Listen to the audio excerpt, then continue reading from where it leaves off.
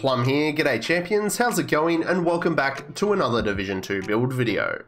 As promised, here is the legendary Future Skill Damage build part 2. I posted the original build a week or so ago and it's had bulk views, likes, and comments, which is freaking awesome. But to be completely honest, one major thing skipped my mind when making this build.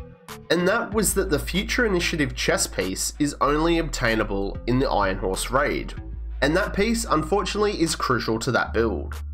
The Iron Horse raid is the only place that you can unlock the Future chest piece to complete the project, get the blueprint, so you can craft more of them. I've read all your comments and I hear you. So, based off those great comments and feedback, I've tweaked the build so everyone can make it. Righto champs, before we get stuck in, welcome to all you beautiful, creepy subscribers. If you aren't subscribed to the channel, pull your finger out and give that sub button a click. Also, make sure you hit the like button on this video because it does some weird sciencey shit in the background of the YouTube algorithm and actually helps the video pop up in searches. And in turn, that helps the channel grow. Let's keep it going, 10k subs, here we come. Any and all support is super appreciated. Righto champs, here it is, part 2, let's check it out. As you can see, the foundation for the build is still the same, 0 reds, 1 blue, 5 skill tiers, and 862k armor.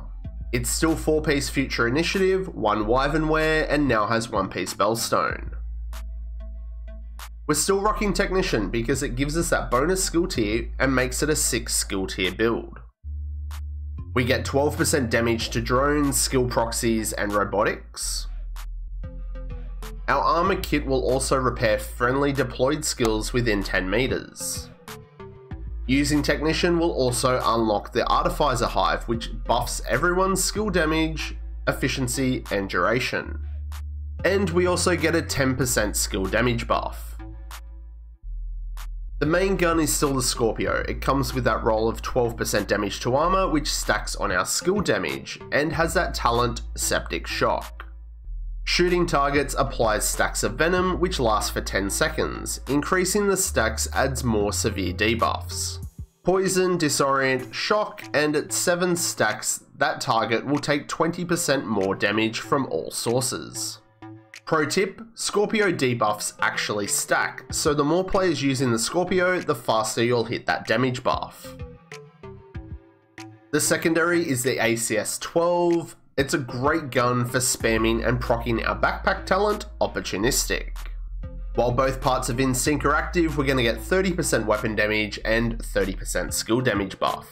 Also on this gun, we're going to be using the linked laser pointer, which will pulse hostiles. This is a great trick to use to help with situational awareness and mark up NPCs that some players might not see.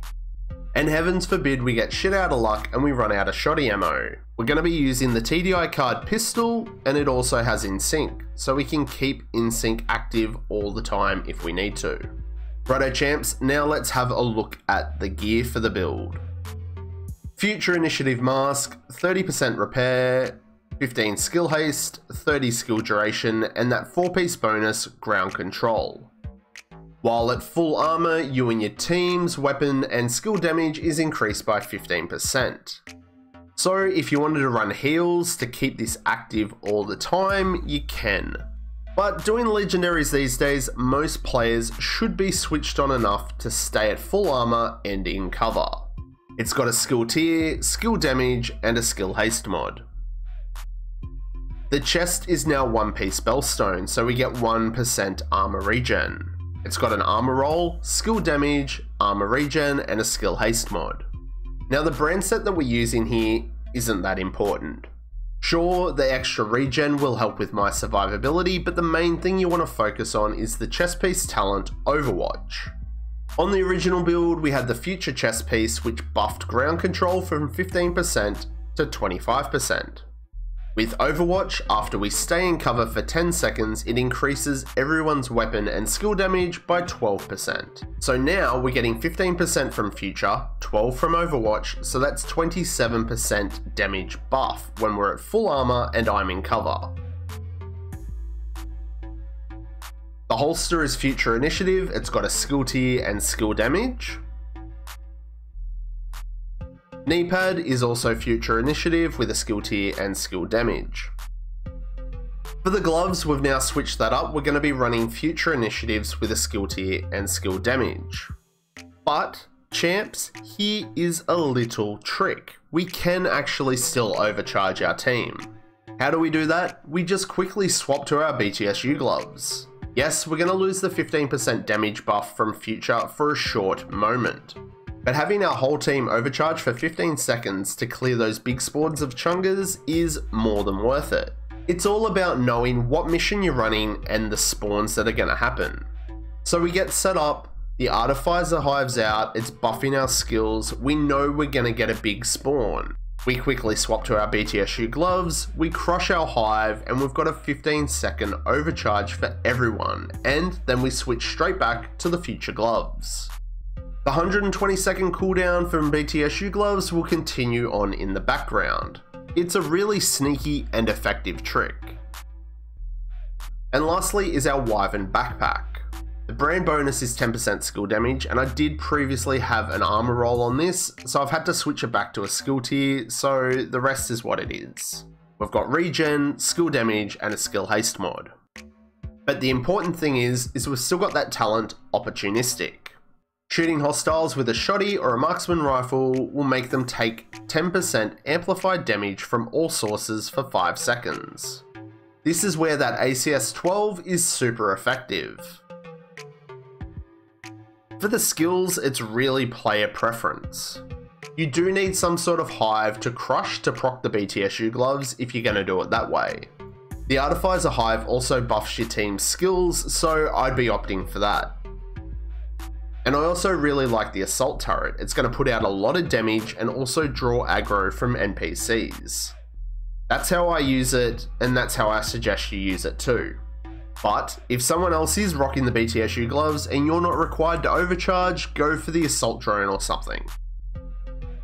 All the music on my channel is proudly brought to you by Artlist.io. They're not a paid sponsor, it's just a website that I'm a member of, and their music is insanely good. It helps me and thousands of others create stunning videos with the best royalty-free music and sound effects. Artlist.io. And that's it for me on this one, champs. Drop a comment below about whatever. Any feedback, build questions, suggestions, or ideas, you know I'm easy. Help yourself and the channel, make sure that you've hit that bell notification so you know every time I upload new content. So, did you like it? Then smash that like button, and if you didn't, you can press the dislike. But remember, to support me and the channel, hit that sub button and become a creepy subscriber. And I'll catch you all in the next one, champions. I'm Plum out.